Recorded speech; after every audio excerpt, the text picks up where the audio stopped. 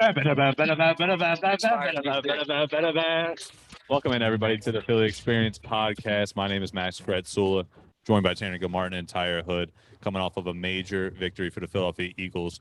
Something they haven't experienced, no pun intended with the experience part, by the way, that they haven't experienced since, what was that, week one against Man, that's the Atlanta ludicrous. Falcons? So 2-3 on the season. It was a gutsy performance. Definitely some weaknesses that we want to get into. Some positives to take away. I know Tanner, a great call with the defense, specifically big play Slay. I want to start with that. Yeah, what we were saying last week was that we needed to see something out of Darius Slay. I mean, this guy's Twitter handle, Big Play Slay. I haven't really been able to see any of that since he's been an Eagle. We talked about last season where he is consistently being injured, taken off the field. And although he was on the field the first, 4 games this season, now we haven't really been able to see any highlights from him. But now this game, after I believe his wife had a baby. Congratulations, by the way. And he gets 2 interceptions of his own. And those were actual interceptions, too. Oh, yeah. I was saying Especially I didn't want to see any deflections off a helmet falling into his hands. No, he went up and got those.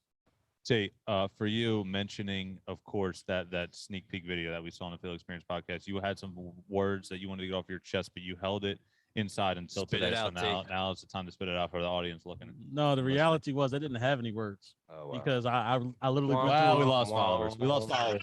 fellas. But no, in all seriousness, like I literally didn't have any words to say in that moment Clickbait. because like it was an emotional roller coaster like game. And the fact that they came back in the way that they did was, first off, it was incredible. It was awesome. It showed guts. And I think that's the one thing you could take. That's really the only thing I can really take away from in this game is the fact that this team showed guts. This team showed that they're not going to give up. They're not going to just roll over for once.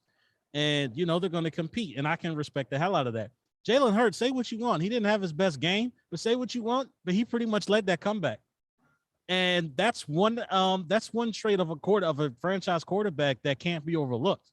Is the fact that, while everything was looking, down and everything was looking, real depressing, he was still rallying his team. And you know what, we're going to get into the strategies a little bit as well. But the one thing that he started to do that started to become a real game changer is that he didn't become a pocket quarterback like I feel like this offense and this coaching staff is trying to force him to be. He started running the football with his legs. He started, throwing on the run, especially that Devontae Smith, 2-point conversion. That was a throw that was on the run. And even his touchdown was a zone read play that nobody accounted for him, and he was able to spring into the end zone. So, we'll get into the strategies in a minute because that's really what I want to get into. But all around, it was a hell of a game, man. I'm so proud of Big Play Slay. I'm gonna have to disagree because the game part, because that was an awful game for me personally. I thought it was an awful game. I thought it was just lucky that the Eagles were able to find themselves in that fourth quarter. 2 Jalen Hurts touchdowns is what put them over. But that game was, although in the beginning it started off interesting because you have the Carolina Panthers, who were a good team in the beginning of the season. Now they're starting to decline. However, because Christian McCaffrey is out. Yes. But this was not a good game for the Eagles. I thought that since they were playing catch up most of the game, I mean, going into halftime, it's 15-6. Jake Elliott's the best player on this team at that point.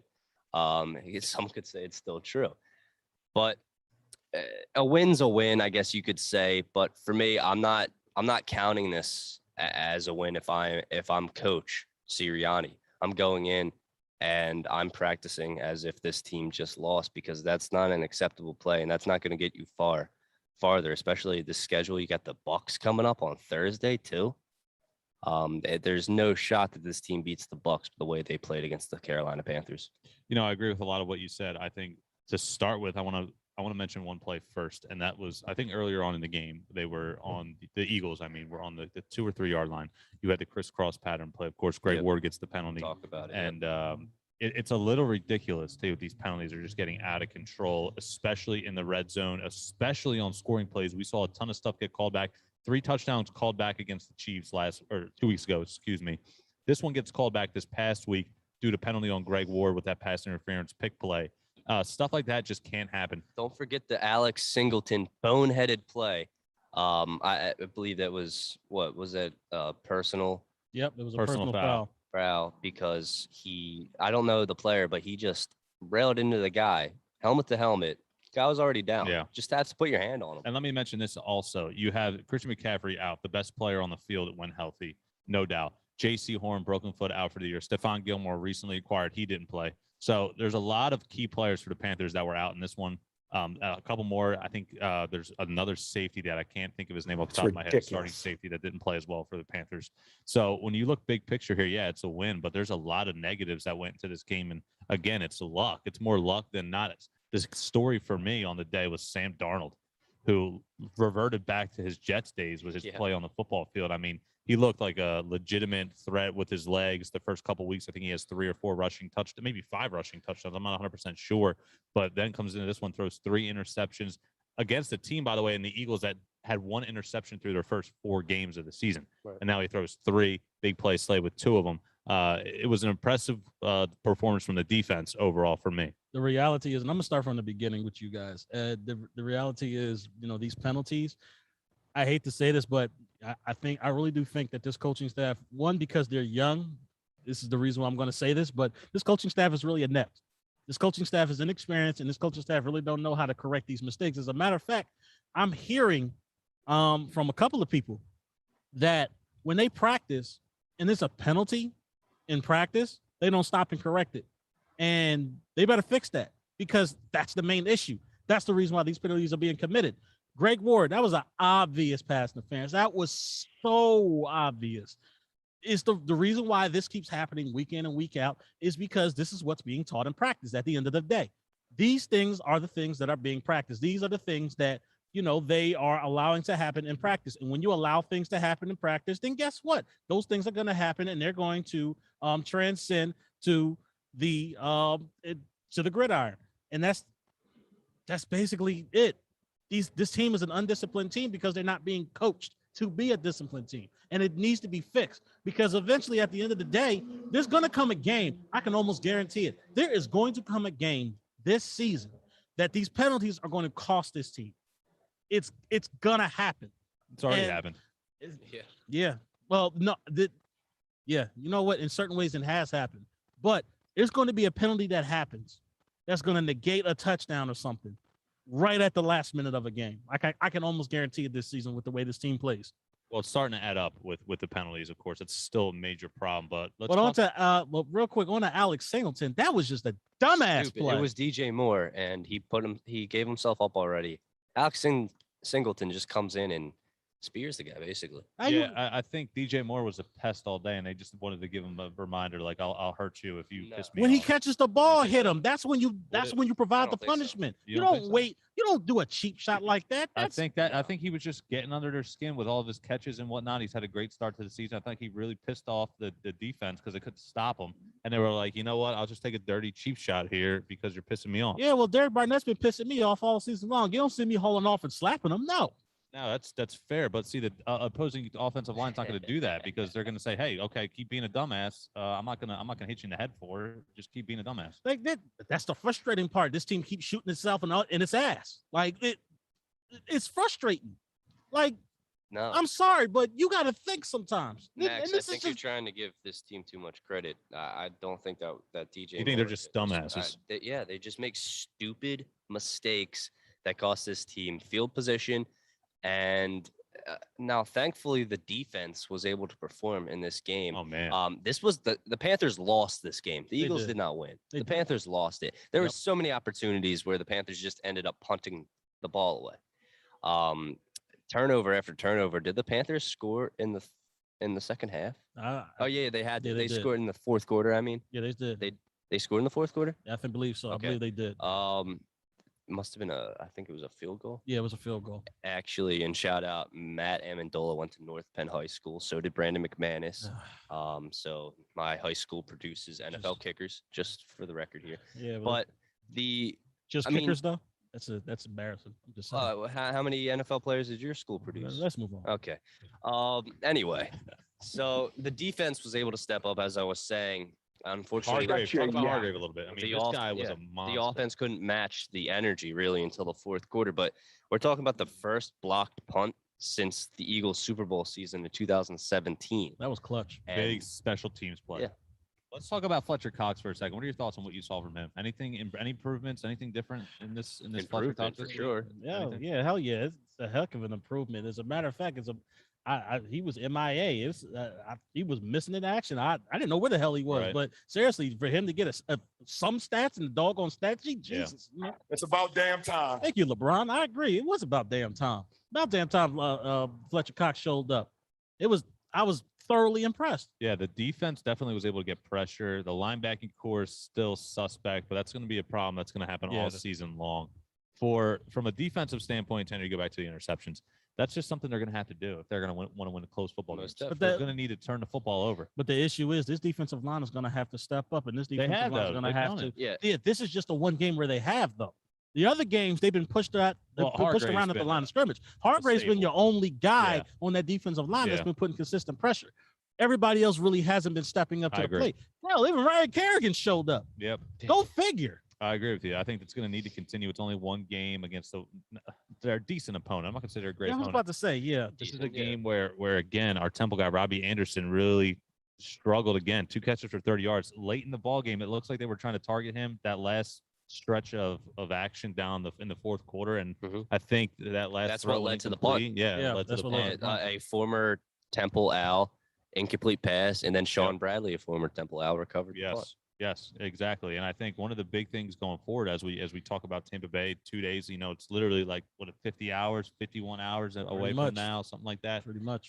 When you talk about a team that just looks like they're an unstoppable force right now, and Yeah. you can you can hang your hat on one thing, and that's what did the Los Angeles Rams do to Tom Brady in that offense to just be able to force them to not look like themselves. It looks like they weren't able to run the football in that Week 3 matchup in LA.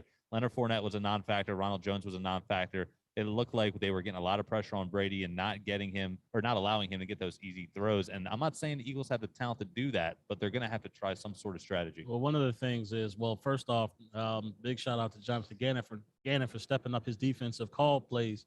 All right, against the Carolina Panthers, he called a hell of a game. I'll give him credit for that. However, there was a couple of weeks ago he said something that was questionable in one of his press conferences that really raised my eyebrow. One of the things he said was he doesn't play a dime defense. Now, for those of you that don't know what a dime defense is, that's 6 defensive backs. So shut up, put your hand down. I answered the question. So 6 DBs means that a defensive back replaces a linebacker on the field.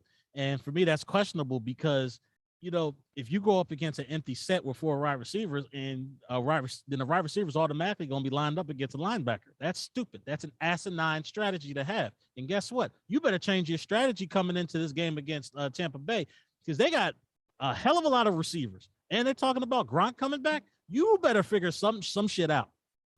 It better be a bomb ass strategy going in against Tampa Bay. Do I think they're going to win? Hell no. But damn it, you better be competitive. I know that much. I think this game's going to go the same way the Chiefs game did. Mhm. If I'm being honest, obviously I don't think. Do you think the Eagles can score 30 against Tampa Bay?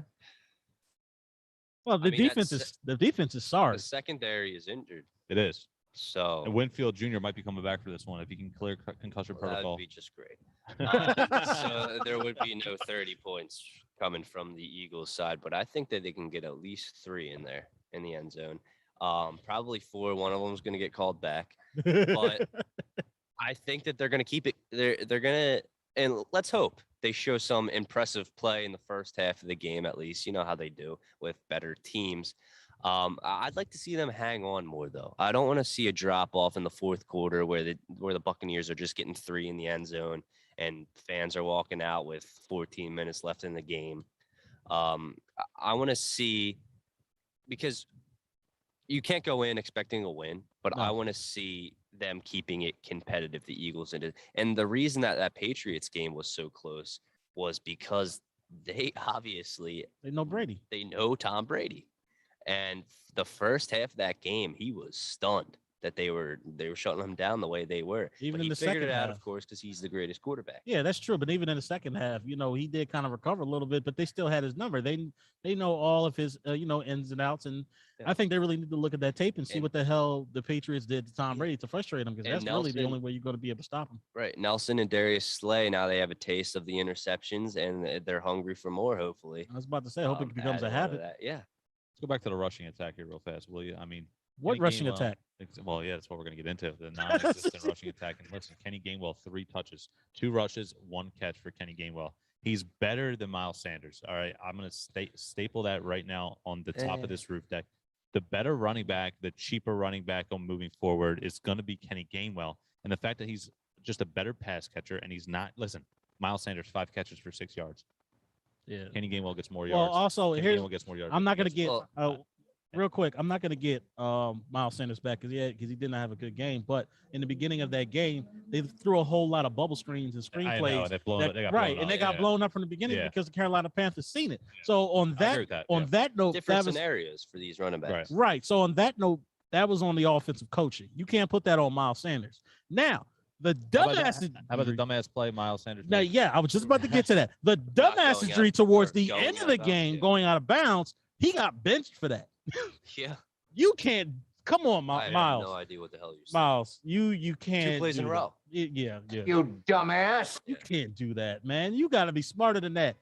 Matter of fact, didn't he against the Giants? He slid at the end of the game. That big run, he slid to keep the ball in bounds.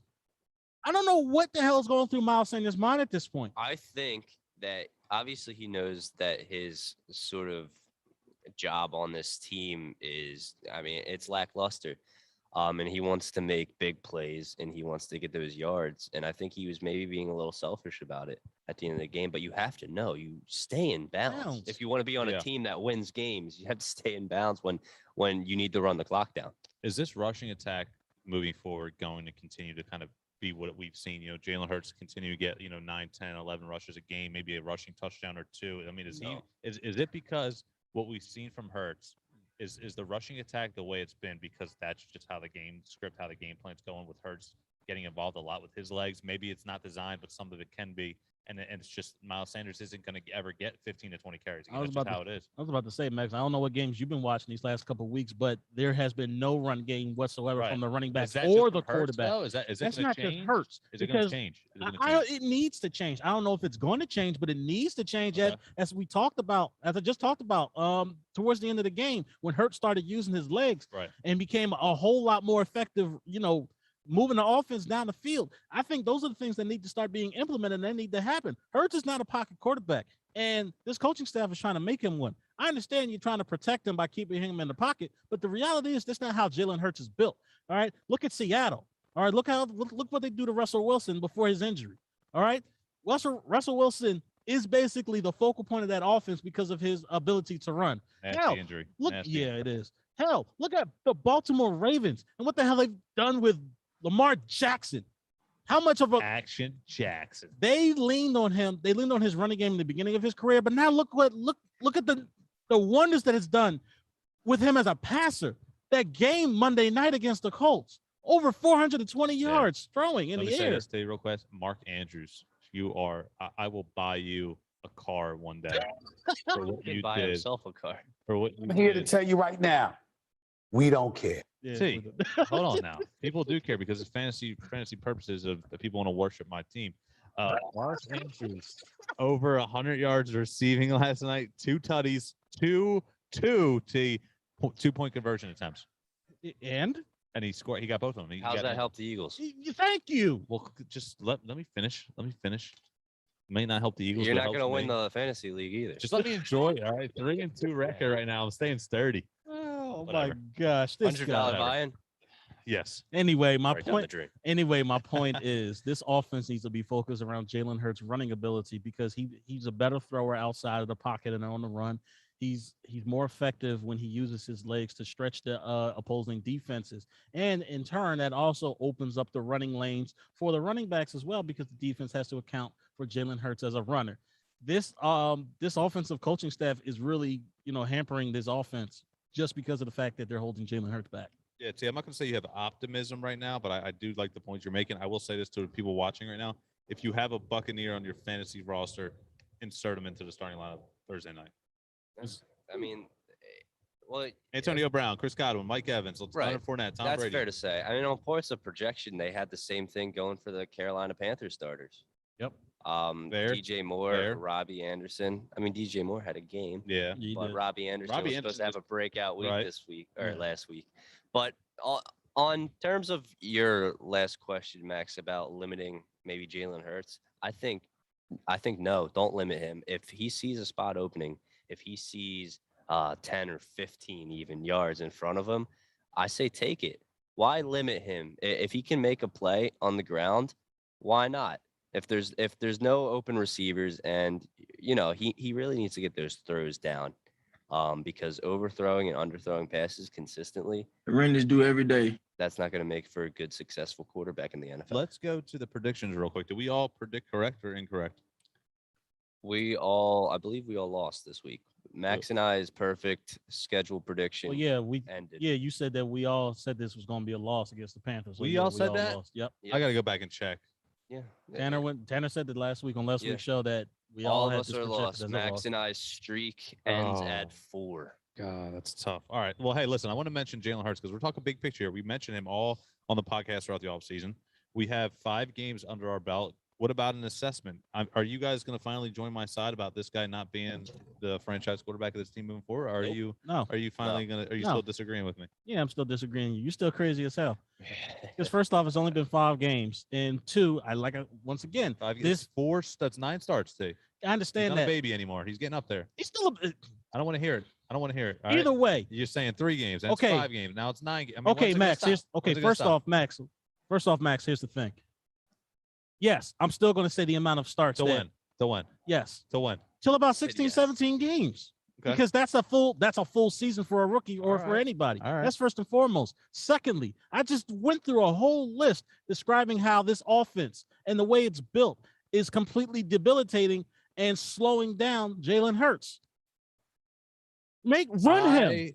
I tend to disagree. I think he's missed a lot of open receivers. His accuracy has been very poor. I'm not debating that, Very Max. poor. His I'm not accuracy has been debating very that, Max. But you work with what you have and you develop that over time. In the meantime, you build up confidence in a young quarterback by playing to his strengths. And playing to his strengths does not mean keeping him in the pocket and forcing him to play to be a pocket quarterback. That's the reality is that's not who he is. If you want the pocket quarterback, you should have drafted someone in this past year's draft. Because the reality is that's not Jalen Hurts. It wasn't Carson Wentz, and it's not Jalen Hurts. Here's my point I'm going to make. Every time for the past couple of weeks, we've come on this podcast and we say Jalen Hurts didn't have his best game, but Jalen Hurts didn't have his best game. But I mean, is Jalen Hurts ever going to have wow? That's the reason he. Jalen Hurts had a good game against the Chiefs. He had a good game against the Chiefs. So you can get that out your head right now. Okay. The Chiefs and the Falcons, he had a good game. He had a good game. So there's only 2 questionable games that he had, and that was San Francisco, and that was, well, I guess 3 you could, questionable games. yeah, Okay. you can say that. Wait a But- second. There's been a development. Oh, I looked back at the schedule predictions, and Max and I are still perfect. really? I mean, T, you got the win right too. Oh, Wait. okay. Yep. It's an ego Huh. boost right there. Yeah, Ego okay. boost. All right.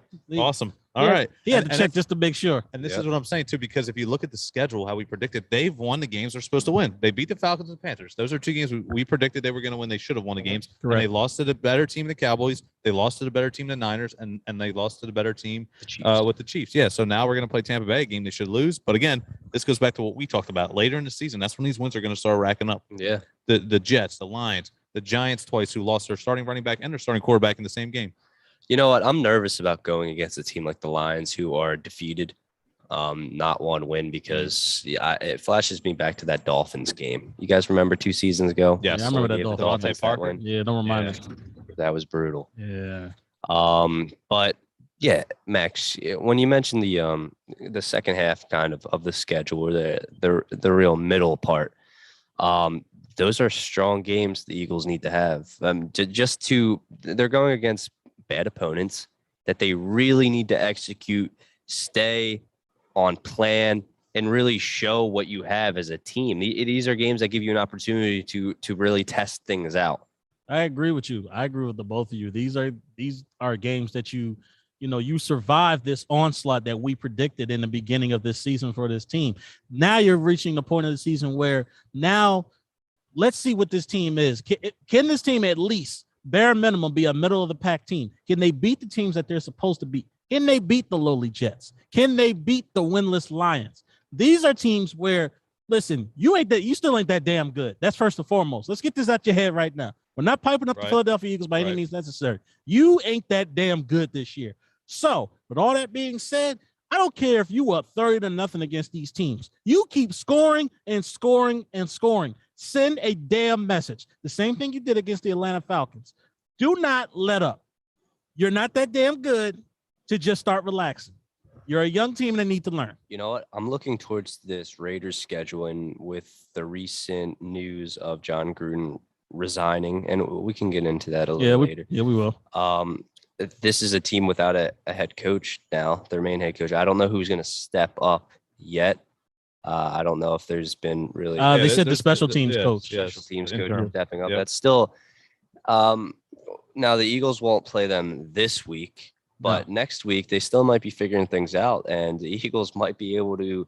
I mean, it's such a better team. You'll be there. Raiders. You'll be there. I will be there in Vegas. Wow, you're going to Vegas? Yes, sir. I'm mad jealous. And yeah, I'm thinking maybe the Raiders are going to be trying to figure stuff out. Now they're still going to have all the same players, but you know that sort of weighs on a team. Your head coach has to leave.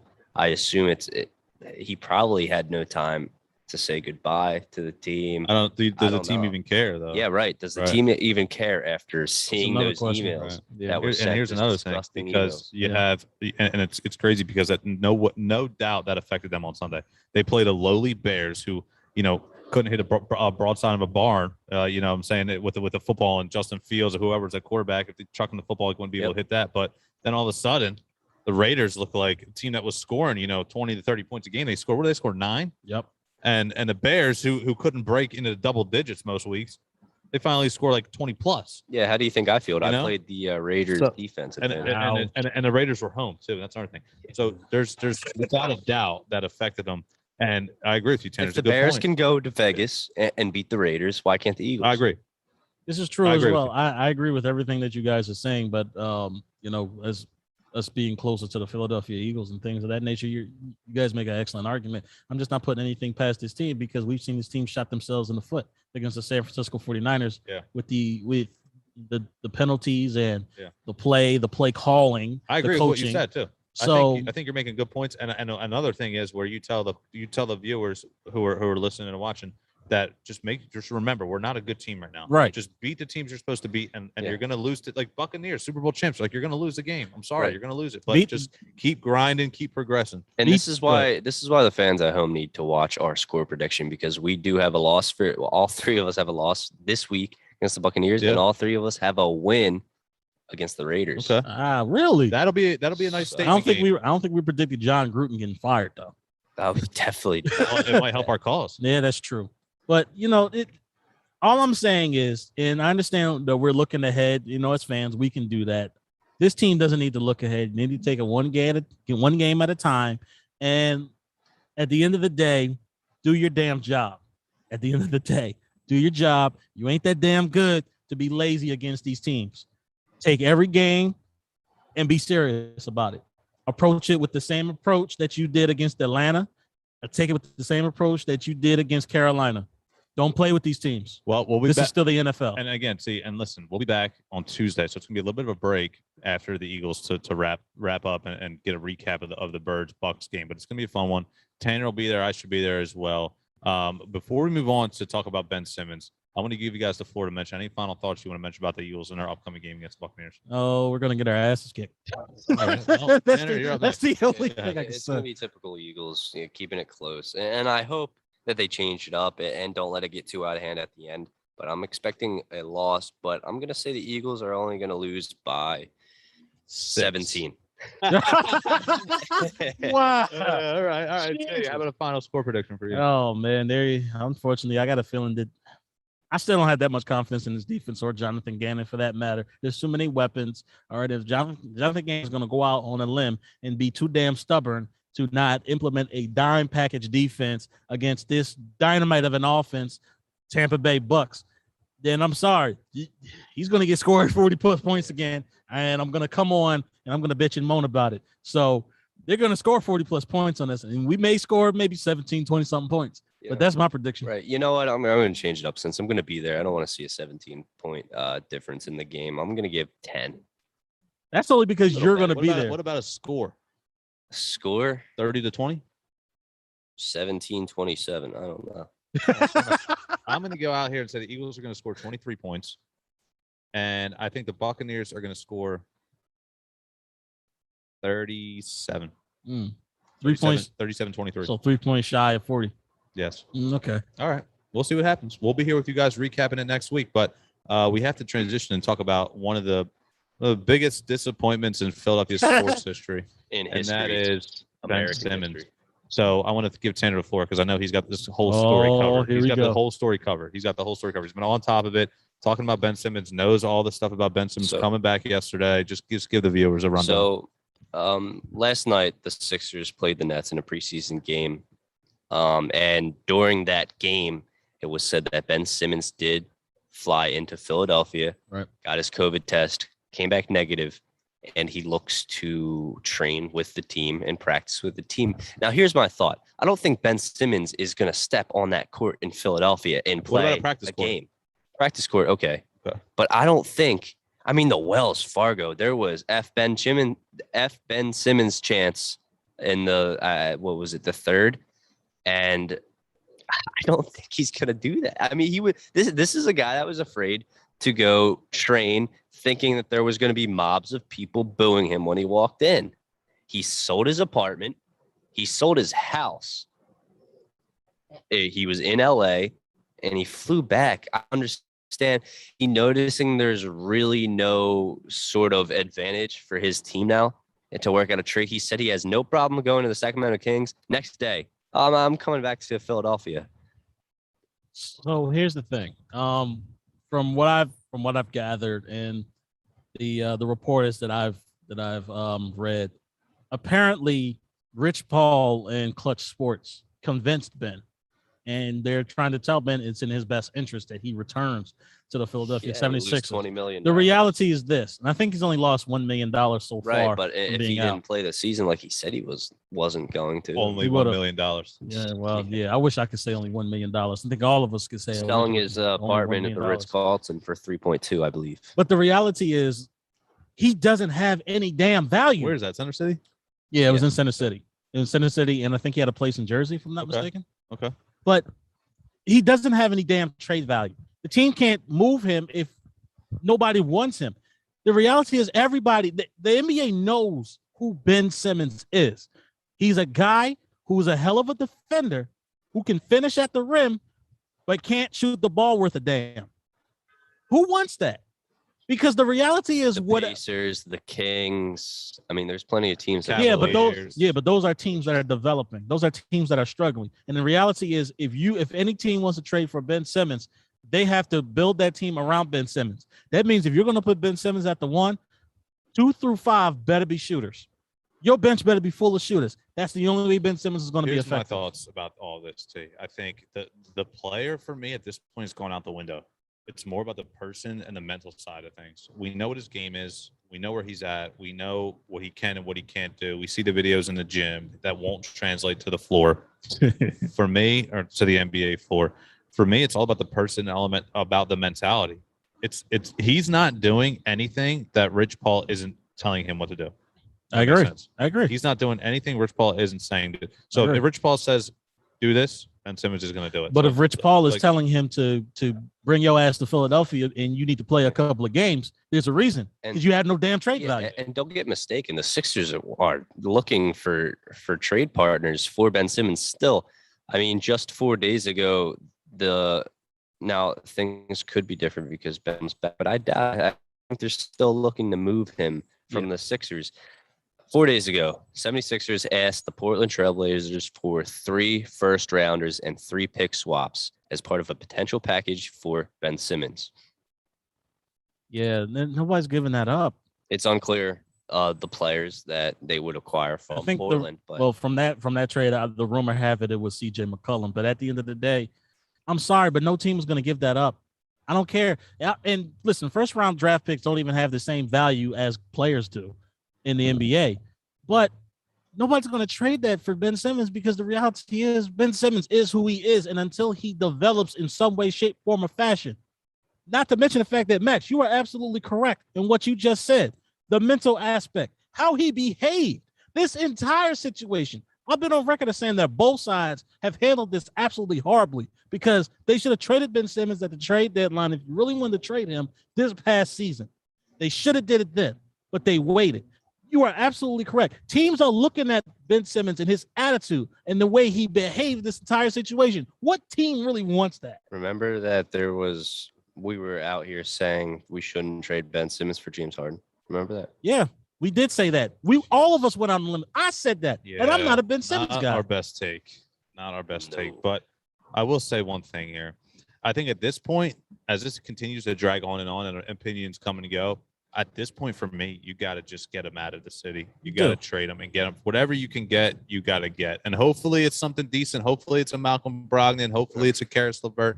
I know people don't want to hear it, but for me, with his mentality, his weak mindset, his continuation of just not being able to improve his game and get better, and not like mentally wanting. It's the want to. It's like he just doesn't want to get better. It feels like he does what he wants to do. He wants to live the high life. He wants the money. He wants the fame. All that stuff. But when you talk about a guy that's afraid to dunk in a playoff game, Shaq said it best. He said he's a good basketball player, but it takes a special type of effort to be a great. and he's not going to get to that ceiling if he doesn't continue to improve. But what do you guys think? Are you still saying you're not getting rid of him as long as you get something good back? At this point, you got to get rid of him.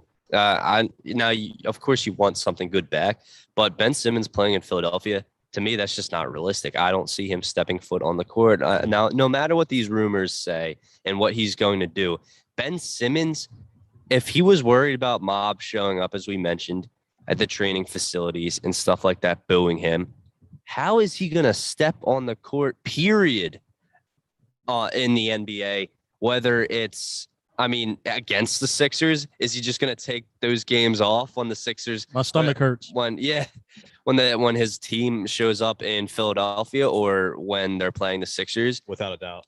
There's, like I was saying, the Ben Simmons chants in the Wells Fargo last night are still happening. You go to the AEW wrestling on campus here, F Ben Simmons chants there. Everywhere you go. And I know he's seeing these videos, but still he flies back because you know why? Money. See, people were saying he didn't care about money. Obviously, he cares about money. Right. I went to the WWE event and they were chanting F Ben Simmons. I could see it right now. He's too fragile. Upper respiratory infection. Ben Simmons out tonight. Kings, Sixers. Yeah.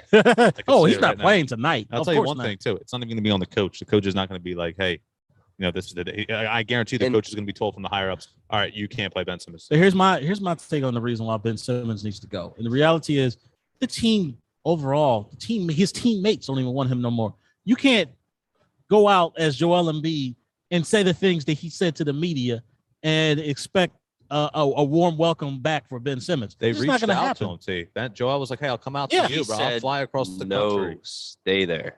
Like, Yeah. how are you? And then what are you supposed to do? You're going to be a Oh, fake? no, and no, just no, come? No. I'm saying, what are you supposed to do if you're a Joel Embiid? You're supposed to just accept that, "Hey, buddy, No. what's up?" No. There's going to be some hot water there, and we're talking about grown men. This isn't high school stuff where we're like, you know what, And let we're talking bygones be about Joel bygones. Embiid, too. We're talking about an MVP candidate should have been the MVP in my opinion. Yeah. But we're talking about an MVP caliber player and another guy who thinks he should be an MVP caliber player, butting heads, and it's just people just need to be real. And sometimes they take it too far, but that's what it's got to be these days with America right now. Like, Max, I agree guys with just you. got to be athletes, just have to be real with one another, and you can't just go let him in the facility and everything's cool. Like, you got to talk it out like grown Yeah. men. Oh, Max, I agree with you. You get an argument from me on that one, but I'm just saying from the standpoint of the teammates, Ben Simmons is not going to be welcome back in You know that what? locker room. It's You know going to what? be very awkward. You know what I say? If Ben Simmons is a completely different person, he's stronger, and not as fragile and Over the Mr. course of 2 Softy weeks? as he is, he should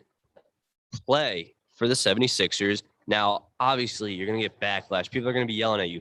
But as soon as you start producing on that court, once again, fans are going to start. You know how Philadelphia Oh, is. without a doubt, we're gonna forgive him and be like, He's hey, got to get Yeah, through that the best those player in the world. first 2 weeks, and Yes. he's got to put up numbers.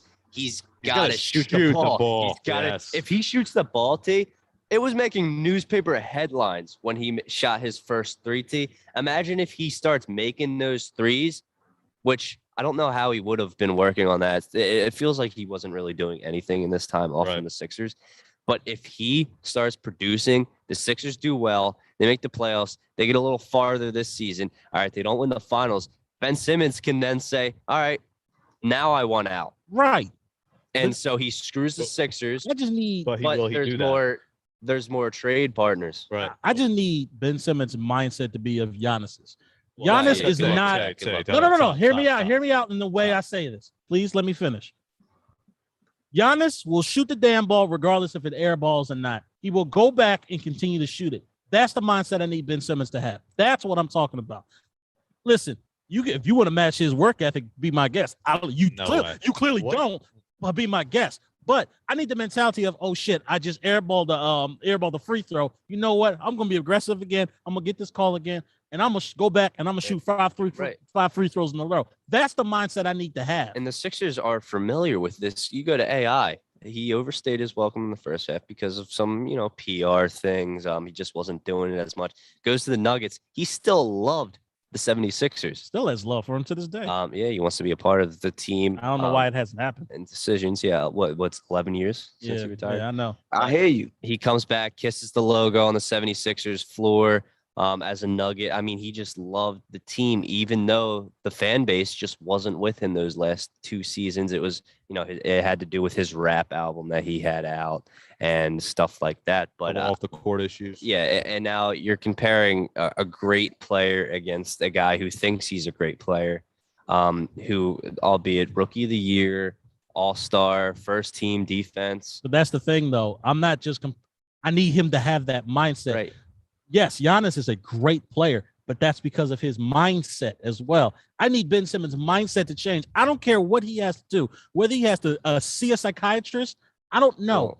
I don't know. That's the but thing. This is he needs to change his what mentality and his proof- approach. What proof have we seen? From And we're him asking that too he's gonna much. do any of this stuff. We're asking far too much. He should be doing this as soon as these rumors came out. Actually, before these rumors came out, I before agree he had with to you. leave, because if we're being honest, it's his fault. it's his fault that he put himself in this I position agree. in the media with the fans, I agree. not taking that easy layup. I agree. But I mean, I understand how harsh the Philadelphia media can be, the fans especially. But he is a basketball. He gets played to play a sport that he loves playing. And as soon as he gets back and focuses on that, I think he's going to be a much better player. Let me just put a bow on this and put this in perspective for you guys. 2020 Ben Simmons All-Star. 2020 Trae Young not an All-Star. That says something. It's a popularity contest at the end of the day. Trae Young was not an All-Star. But Ben also Simmons was. factor this in. Atlanta was not a very good team in the beginning of the season. They did end up getting themselves together I agree with you. under their interim coach. So Yes. put that into perspective as well when you state that. Just Nate McMillan, great coach. Yes. Got the full-time gig after the season was over. Deserved it. Well deserved for him. No Great doubt. coach. Much better than Doc Rivers, in my opinion, actually. That was the, I'm not gonna go that far. well, I mean, we'll see this year because it's gonna be another battle. And I The know way there's Doc different- Rivers handled this Ben Simmons situation, I have to see him actually show something on the court this season. I still say that the team is telling Doc what to say because I think Doc spit out his true feelings after that Game 7 loss, and that is the team, also a possibility. and that the team went back and said, "Hey, listen, Doc, we're trying to trade Can't this have you guy. saying We that." can't have you saying no shit like that." But Nate McMillan took a team that was in the toilet and took them to the Eastern This Conference is true. Finals. This is absolutely true. The thing with the Atlanta Hawks is I think that they weren't a bad team. They had the talent, obviously. Yeah. You just needed the right coach and the right voice. I agree. And I think Doc Rivers is still living off that 2008 championship ring with Kevin Garnett and all those guys. I think any coach that can take a Ben Simmons and still develop that team and turn them into a first seed in the Eastern Conference. Well, let's be And honest players, here. Joel, players like Doc Rivers. Don't Yes. get me wrong. Last night at the game, Kevin Durant, middle of the game actually, went over to Doc Rivers, dapped him up, gave him Okay. a hug. There's still respect for Doc Rivers in the league, obviously. Of course. But I think the way that his coaching performance went last season, he needs to show. I agree with you. That's what I I'm putting agree. under Microsoft. I'm not talking about the person. I'm not talking about the off the court stuff. I'm not Okay. talking about the leadership skills. I'm talking about the record, the performance of the team. Because it's going to fall on the coach's shoulder. So we'll see what happens. Coming up this season, was 2 weeks away, less than 2 weeks Yep. away. Yep. I want to say one last thing here. Mm. Maybe give me 30 seconds to a minute. The Philadelphia Flyers season starts tomorrow. Here night, we go. okay? Here we go. Philadelphia Flyers season starts tomorrow night. And I just want to say this to the people watching, the viewers out there, the Philadelphia Flyer fans that may tune in or may not tune in. They'll tune in during the playoffs. Let's just give this team a chance this year. We say it every year, but this year, new faces. You know, it's just going to be it's just a breath of fresh air for a Flyer team that's starting a new season.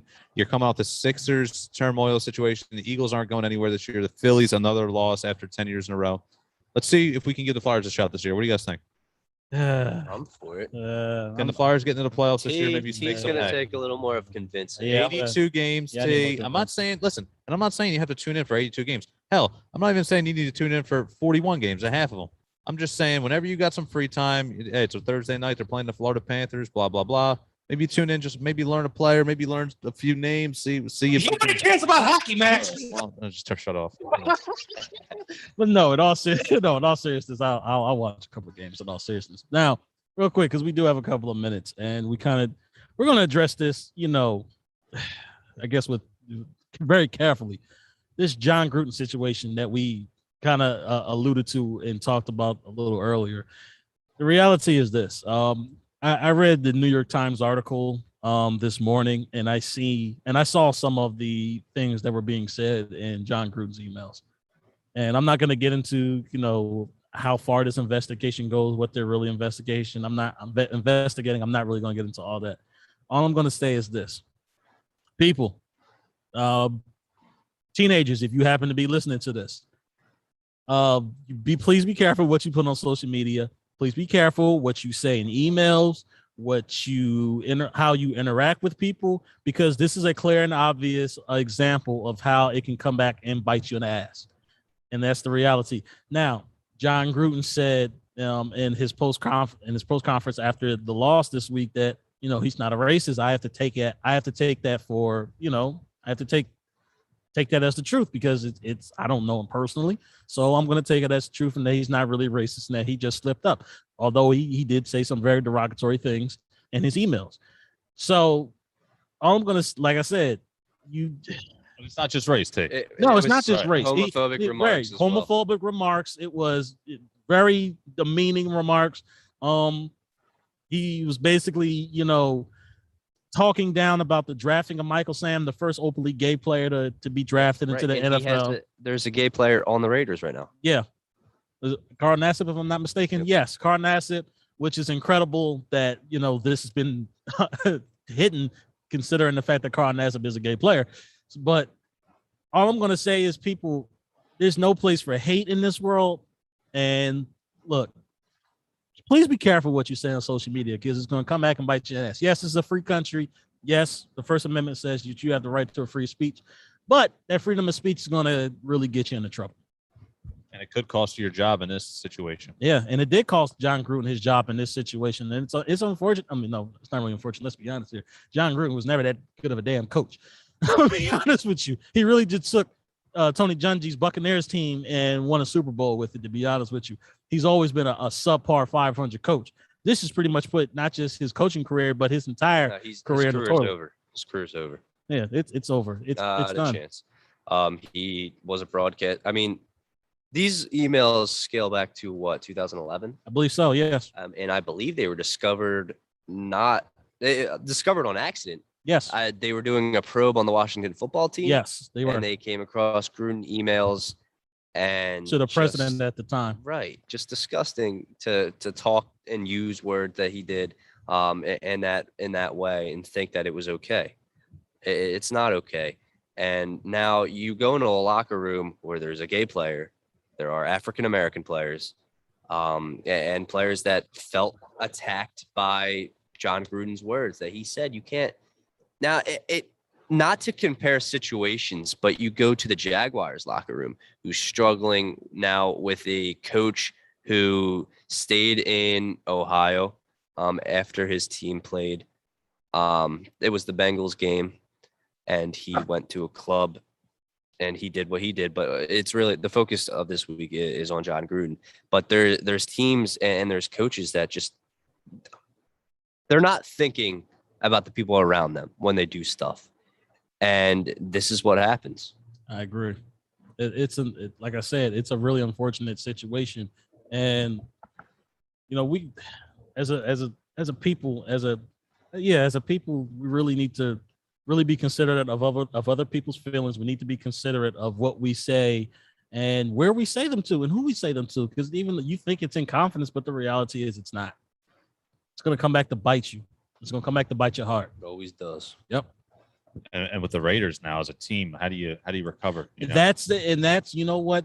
That's the thing. It clearly, even when they came out and John Gruden was still a coach against the Chicago Bears, that team did not look like the same Raiders team that they started off as in the beginning. These rumors have really affected this team. And what was once a possible playoff team in the AFC now looks like a shell of its former self. And we're only one game in after the scandal. Yeah. What are they really going to look like down the line?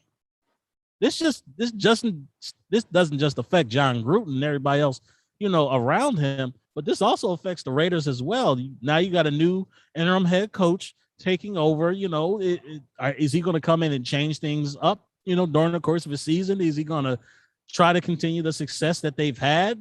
Give Josh Jacobs the ball more for me in fantasy football. Oh, you selfish bastard. We're not talking about I need to change the somber note somehow. You selfish bastard. Talk about something. Josh Jacobs. What's wrong with you? But yeah, it's a lot of things that the Raiders are going to have to process, unfortunately. I agree. But, hey, that's them. They have to process that. I got my own issues with my own damn team here. Yeah. It's not listen, could be worse though. This is true. All right. This is true. Could be the Lions. Damn, Tanner. I'm just saying. I mean, they're not biting anyone's kneecaps off. Yeah, they biting their own damn kneecaps off, apparently. It's a shame, wait, by man. the way, I believe their coach is Campbell, right? Yes, Dan Dan Campbell. He was crying at the presser. I How do did you see think that. affects the locker room. Does that sort of make guys say, "Oh, this is our coach," a guy crying to the media, or "Wow, we're playing for this guy. He really wants to see us win. He's thing, die good hard call. for us." You're a football right player now. too. Yeah, that doesn't inspire confidence in me. That just makes me look at you like, What are you doing? yeah, like, stop crying. Quit your bitching. Like, let's go. Well, here's the thing. 0-5 for the Detroit Lions. And let me say this. The way they're losing these games, man, it's gut-wrenching. Name a good because Detroit team. It's brutal. the field goals that it's like, wow, they kick a field goal, they're going to win this game. The Vikings come down, boom, boom, boom. Greg Joseph, like a 50-plus yarder to win it. And that it's not just one time. I mean, how many close losses over the past few seasons, even this year, even that they've just been crushed in the last few seconds. I mean, I'm not just going to go out here and say, hey, Dan Campbell, what are you doing? Crying in front of the media like that. I mean, it is a little excessive considering it's a game, A little excessive, but it's a lot excessive to me. it's just, I think it does show that he cares. But here's the thing. That's something that's going to have to change immediately. It's not something where you can just go out there and every time you lose, you got to cry. I mean, that's he got to knows that create a he's- spark I mean, now, Yeah. and if it doesn't as an 0-5 team, it looks soft. It It- could really go either way. That's my thing. For me, it does look soft. Like, I don't want my head coach crying. What does that mean?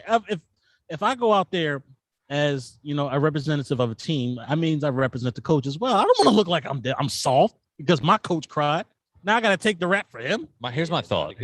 I'm going to say I think it's in his perspective, it's like the Lions they're right there with a couple of wins. I mean, They they are. could easily be 2-3 right They now, are. definitely. And I think because of the way they're losing these games, definitely causes the emotions to get the best of them.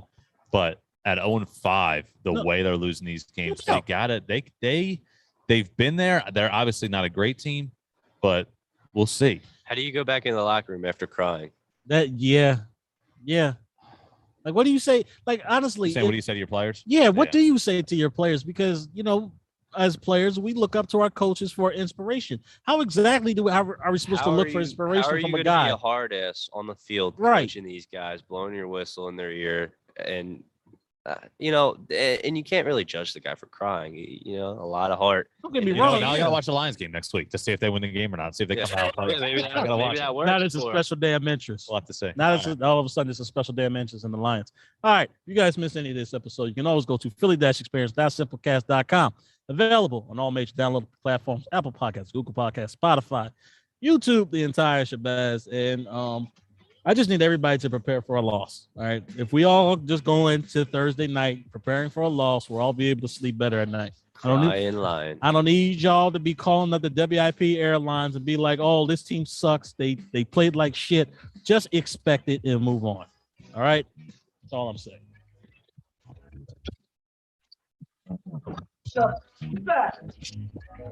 Get off the box! Tom Brady's gonna have to. That guy doesn't know what the hell he's doing. The out!